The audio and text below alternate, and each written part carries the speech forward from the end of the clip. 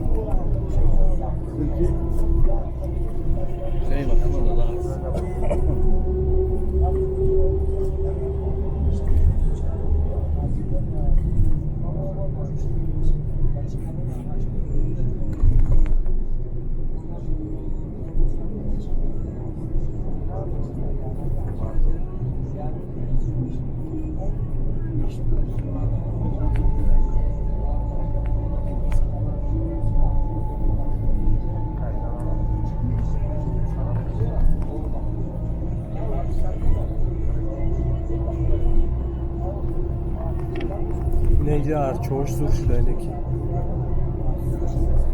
Falan şurada. Olha que as cadeiras por cima. Oo.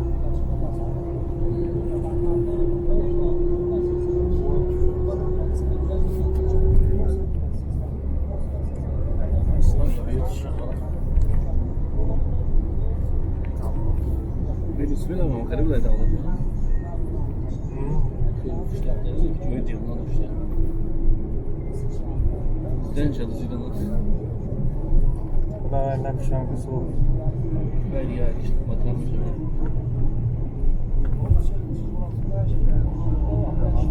Amerika kuftayı koyuyor bak ustayım bu makine kuftayı yok ki. Sağladı oraya makine. Makine kuftayı arkadaşlar. Amerika müzik alıyor.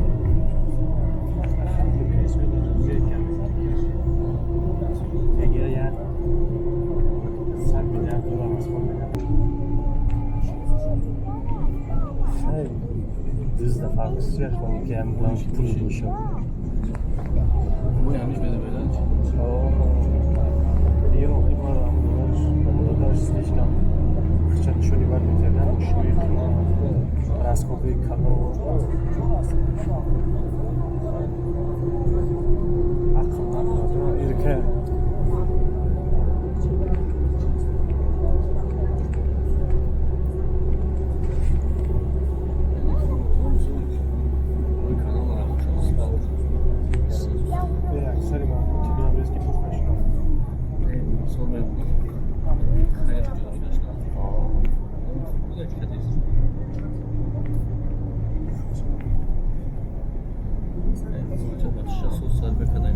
Nece Konya خش دوره Konya خش دوره nece Konya خش دوره میبیام پرویسیون da çağım daha çakada daha çıkarın ya bu ne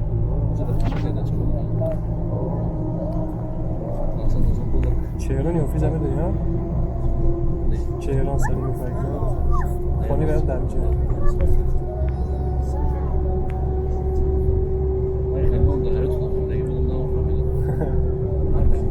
Bahçeye gittiklerine gittik.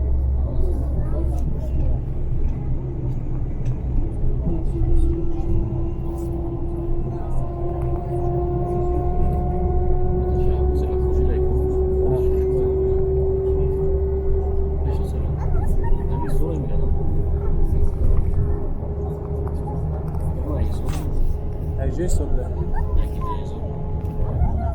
İyi. Это у Меджини полный. Ha. Ama iyi sordu. Hayır gidiyoruz. Allah. Vay. Var bir saçlı. Hadi bunları bana yapar. Saçma kurtarmaz anladım işte.